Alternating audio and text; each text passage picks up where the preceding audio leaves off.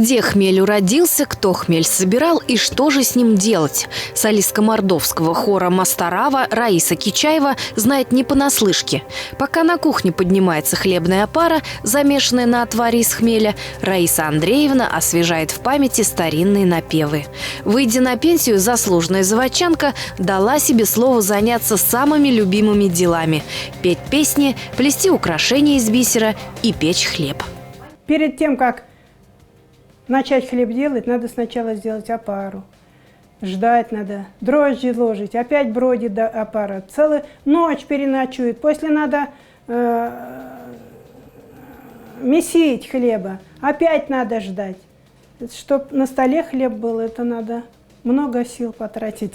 С самого раннего возраста Раиса помогала матери. И в амбар за мукой бегала, и готовые караваи из печки ловко вытаскивала.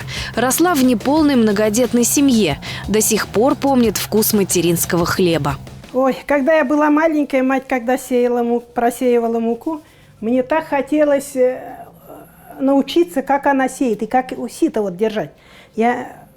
Когда ее дома нету, я пойду, в сени выйду, и возьму сито и учусь, как вот так вот у матери руки шлепали. Выросла Раиса в селе Чув-Урметьево Челновершинского района. Зерна в семье Кичаевых, которые колхозникам выдавали за трудодни, на весь год не хватало. Раиса с грустью вспоминает, как гнула спину наравне со взрослыми. Мы во время уборочной на таком много работали. Лопатой гребли, грузили машины, в мешки засыпали и отправляли в район.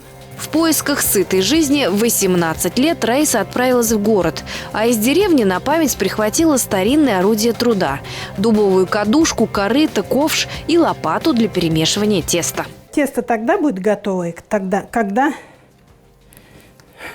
спина будет мокрая и на лбу будет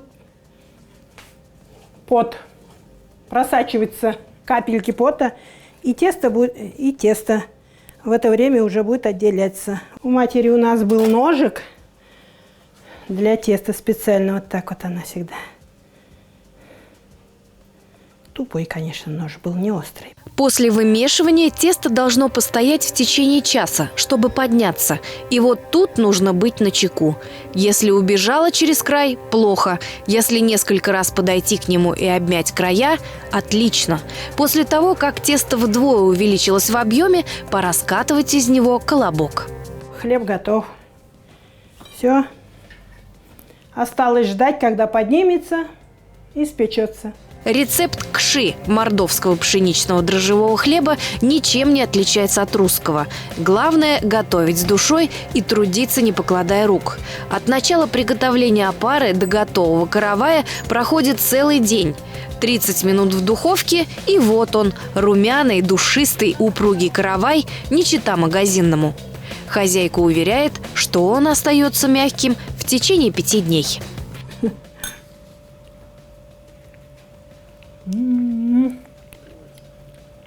Ой, куда мы там течешь? Марина Баркова, Александр Дмитриев. Программа «Утро губернии».